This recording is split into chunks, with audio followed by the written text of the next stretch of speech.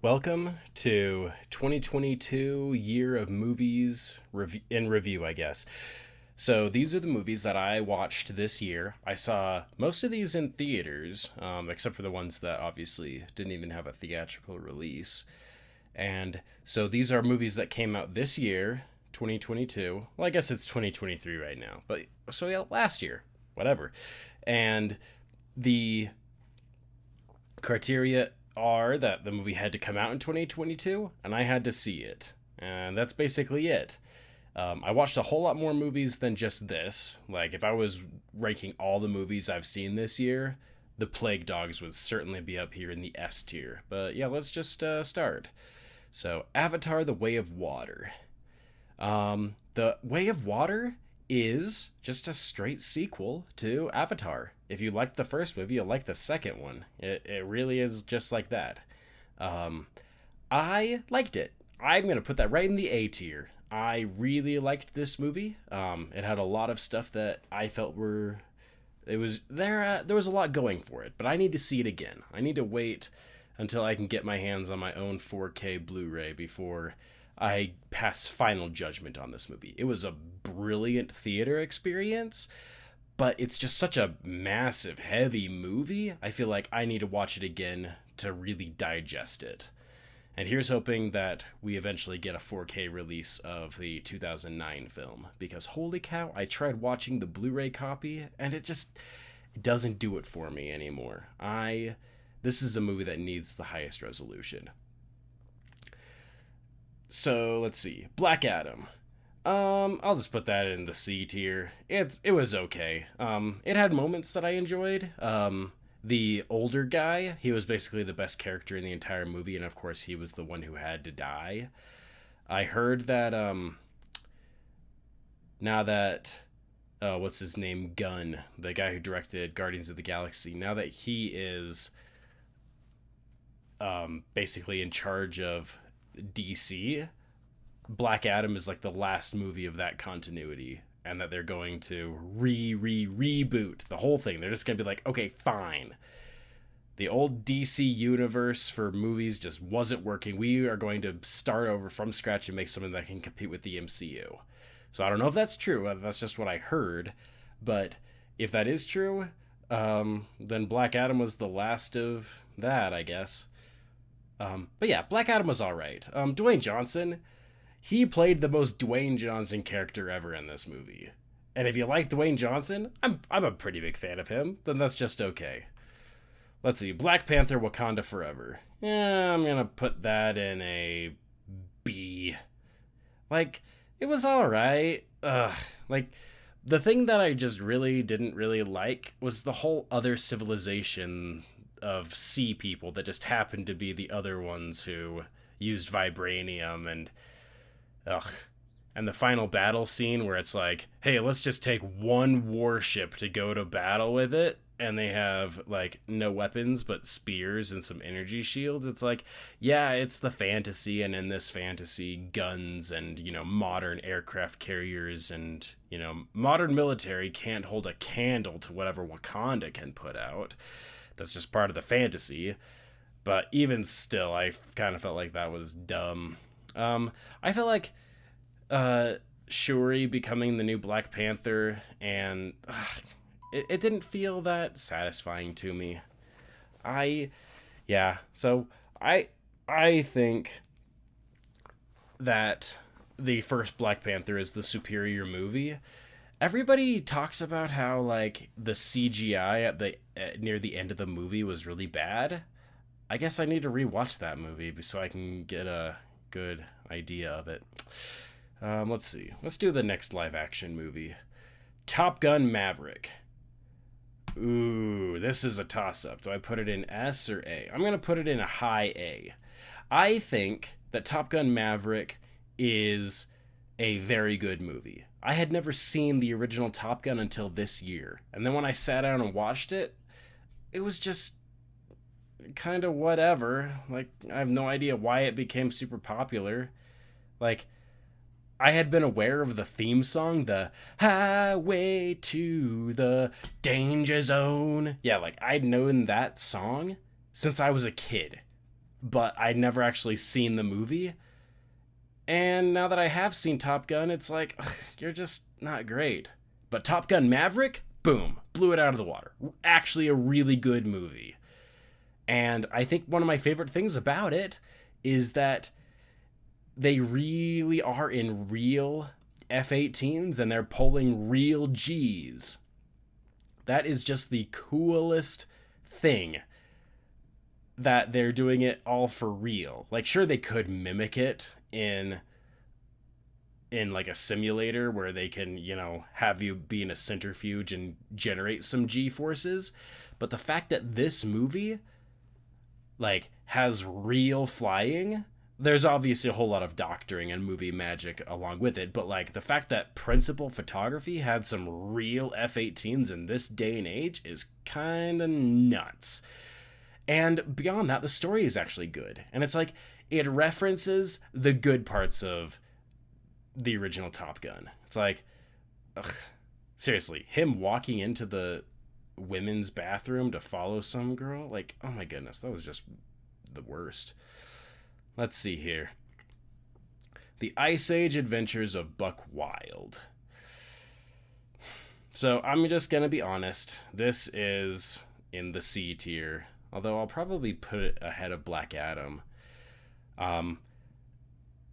This movie, it really just feels like it wasn't properly finished and that it had a troubled development, and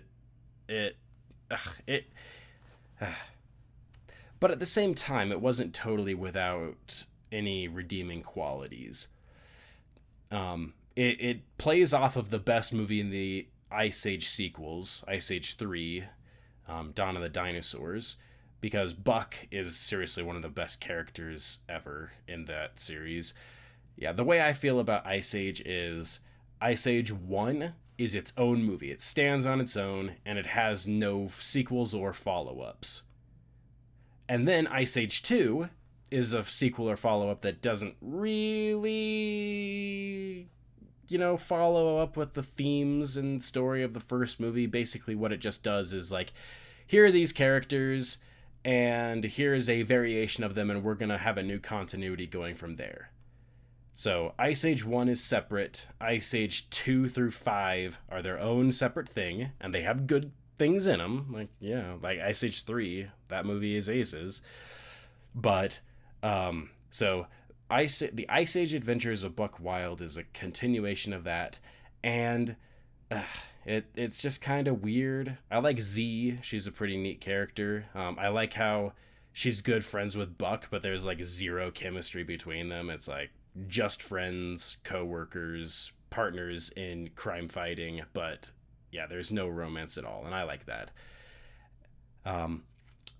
So Ice Adventures of Buck Wilde.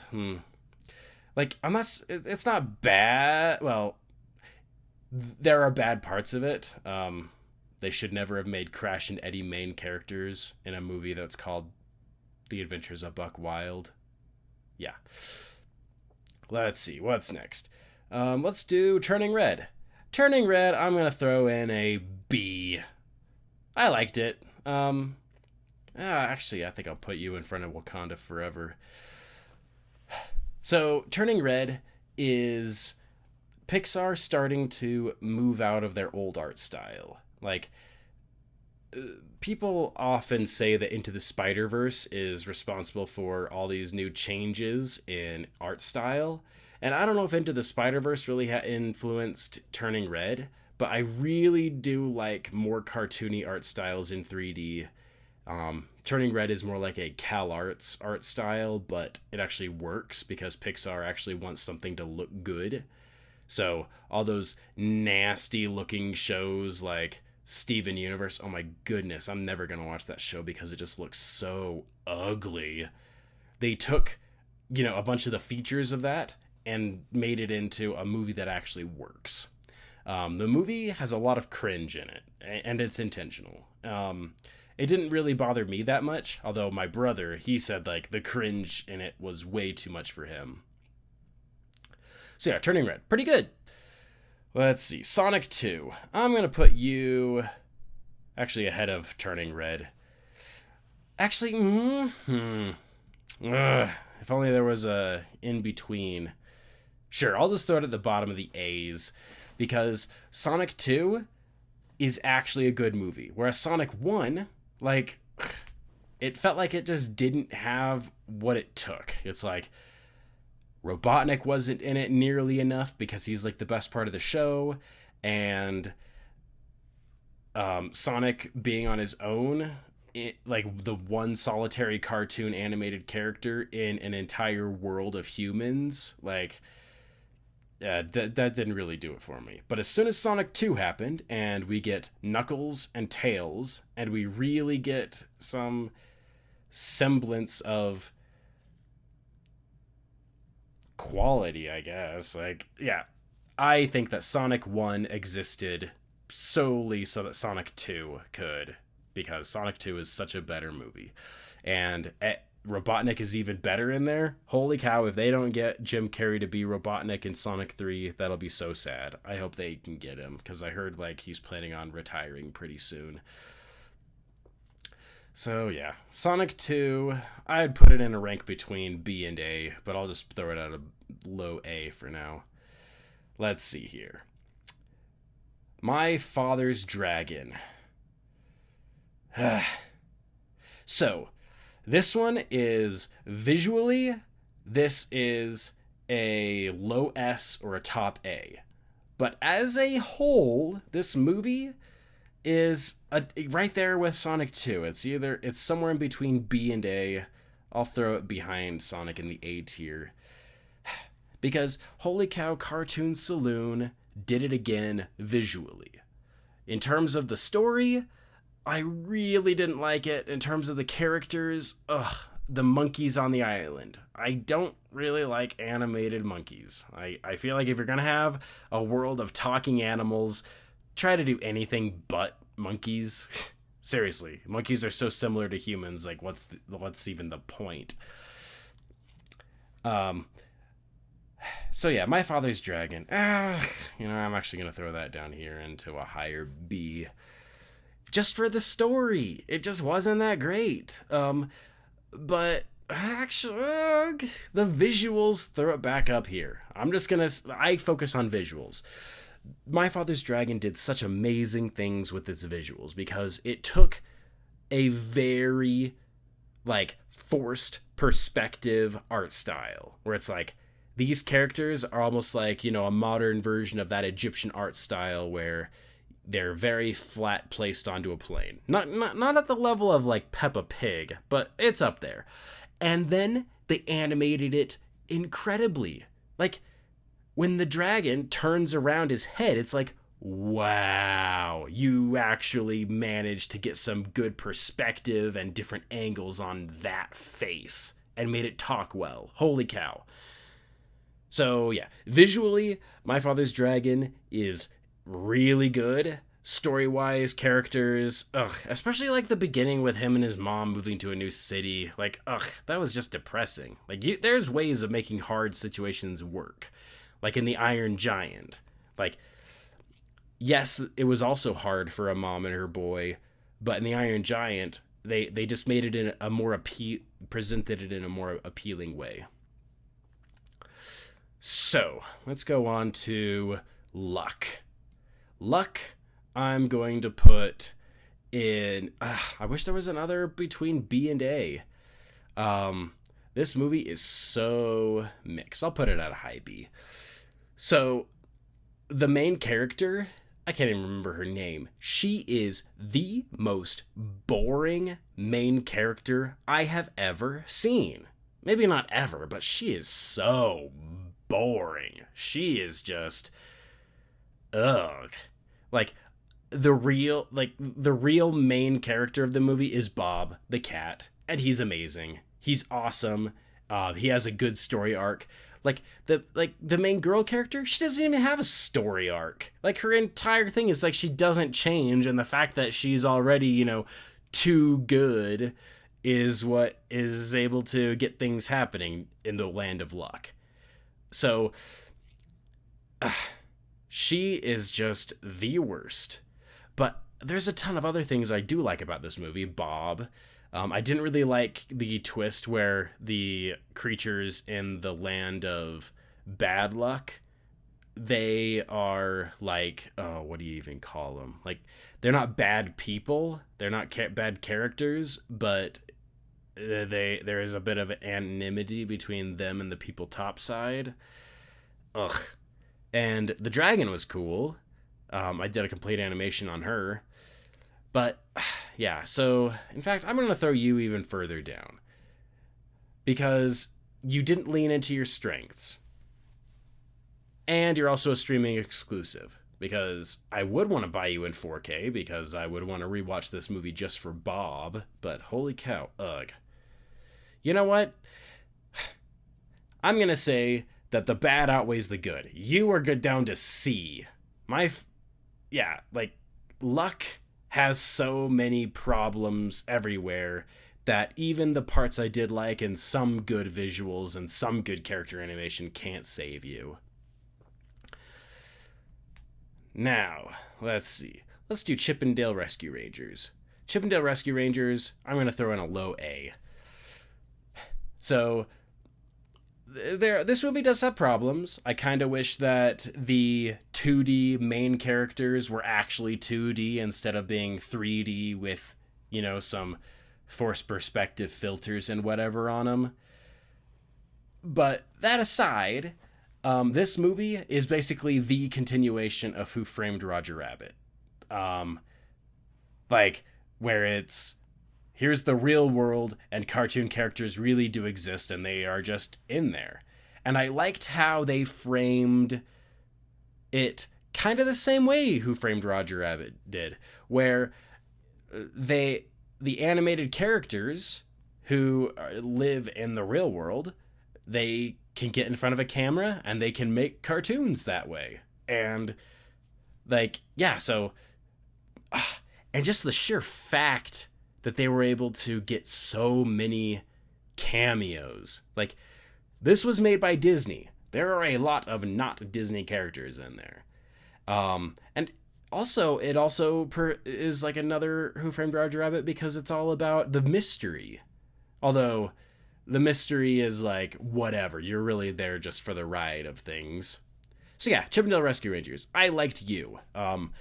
I can understand why some people wouldn't like it, especially the humor. Like, the humor is very much a take it or leave it, and I took it. Let's see. DC League of Super Pets. I'm going to throw you in a low A as well. Yeah, I liked a lot about this movie. There was a lot that was kind of boring. Like, basically, the only two of the pets that mattered were Crypto and the Kevin Hart dog. Like, besides that, all the other pets in the shelter, the pig, the turtle, the squirrel, those just didn't do it for me. And the worst part is the squirrel was voiced by Diego Luna, the guy who plays Cassian in Rogue One. Like, he is Cassian Andor. Like, holy cow, I've never seen an actor I like so much play a role I dislike so much. And yeah, so I kind of wish that it was just those two. But they said pets, so I guess they had to have the whole ensemble. I'll need to rewatch that movie sometime. Oh, interesting thing. Of all these movies that have come out, the ones that I actually own physically, I own Paws of Fury, I own Lightyear, I own The Bad Guys, and I own DC League of Super Pets and Sonic 2. All of those in 4K. Oh, and Turning Red. Yeah, I own all those. Can't own Ice Age because it's streaming. Not out yet. Probably won't ever watch you again until I'm rewatching the entire MCU. I don't know when I'll ever rewatch Black Adam. Anyway, let's go on. Chicken Hair and the Hamster of Darkness. Sonic, you're down the list. Anyway, Chicken Hair and the Hamster of Darkness. I was pleasantly surprised with this movie. It has heart where it needs it. The story is a little predictable, but the thing is, some people would say, oh, this movie is just riffing off of like Indiana Jones. It's like Chicken Hair goes beyond just riffing off of it. It literally takes, you know, that thing about Indiana Jones, like all those tropes that series solidified? We are going to make a world where those things are amplified up to being the point where it's like, it's everyday people talk about that kind of stuff. Where it's like, in Indiana Jones, it's like, he's into that, but the rest of the world is largely still going about its own business. The world is that stuff in Chicken Hair. It goes so beyond riffing on it that it kind of makes its own unique thing. And I like a lot about that movie. I even made a complete animation in it. I think visually, it punches above its weight, which is a testament to just how powerful the tools of animation are, where a lower budget project from a lesser known studio can actually make something that is really appealing. It borrows a lot of design language from Zootopia, but it does enough of its own things to make itself, you know, not copying. Like, one of the big things it does is all the characters are basically roughly the same size, whereas in Zootopia they really lean into scale differences with, you know, elephants and mice living in the same world. All right, let's see. Paws of Fury. You're gonna go ahead of Chicken Hair. So Paws of Fury is an animated remake of a movie called Blazing Saddles. After I saw Paws of Fury, I went and watched Blazing Saddles, and holy cow, I'm glad they remade it. Blazing Saddles was not for me. There were like maybe 3 or 4 jokes in the entire Blazing Saddles movie that hit for me, which is not much because the entire movie is like one big spoof of westerns and stuff and tries to, like, yeah, so it's a comedy. So it's a never-ending just parade of jokes.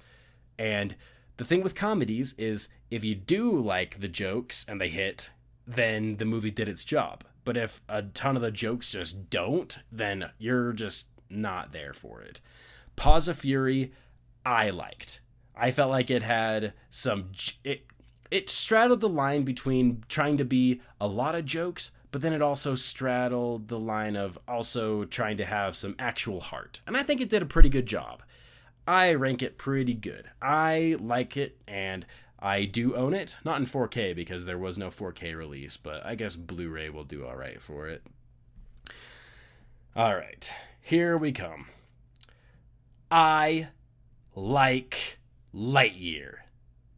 I liked Lightyear. I like the movie, all right? Lots of people don't. There's a lot of people who would put it down in C or D. I'm not one of them. I liked Lightyear. I like sci-fi. I like space. Apollo 13 and The Martian are some of my favorite movies ever. And so they kind of had some of that going on, but they leaned even more into sci-fi. I liked Lightyear. All right? I liked it. I think that the teaser trailer is the best part of the movie. But the actual movie itself, I also like. I wish it would have been an S. I do. But it isn't. But I like Lightyear. And now we come to the heavy hitters of the year. Bad Guys, S. Puss in Boots, S. Puss in Boots is better than the Bad Guys. These are the 2 best movies of the year. The Bad Guys could have been the best movie of the year, but its story was weak. Its characters were amazing. The visuals were awesome. The voice acting was incredible. Like, everything about this every cylinder of the Bad Guys was firing on full except for the narrative. Where it's like, if you had to just have a plot synopsis, that plot synopsis is weak. But everything else is so good. Ugh. So these 2 movies are the movies that everybody says, oh, they're taking after the Spider-Verse in order to start pushing the limits of what you can do with 3D art styles. And Even if that is the case, I am so here for it. So my two biggest criticisms for the bad guys is that the movie would have been better if it was a world of just animals instead of humans, where all of the main characters are animals, because that just is a weird mix. And the actual narrative itself. But everything else about the bad guys is aces. But then we come to the best movie of the year, Puss in Boots: The Last Wish. I rewatched the first Puss in Boots this year. I watched Shrek, and then I watched Puss in Boots, and then I watched Shrek 2. Shrek is an incredible movie. The first Shrek is a very good movie, but I do not think that it deserves to be some sort of cultural touchstone like it's become. But it's a very good movie. Very good movie. Shrek 2 is not as good as the first one. In fact, if I were going to rank those, I'd put Shrek as a low S or high A. And Shrek 2, I just throw it into like a high C. Like that's how I feel. But the first Puss in Boots movie is either a low S or a high A. It's really good. I really like Puss in Boots, the 2011 film. There's just so much going for that movie. In fact, like, basically the only huge problem I have with it is Humpty Dumpty. I just don't really like him. I don't really like his character design. I think he looks weird. I think they probably did as best as they could if they making him into a main character like they did, but I just don't really like him. Puss in Boots: The Last Wish. I struggle to think of anything that drags the movie down. Like, visually, it is incredible. Yes, it's another Spider-Verse inspired thing, but that's a good thing. We need more things that just explore whatever is different from what came before.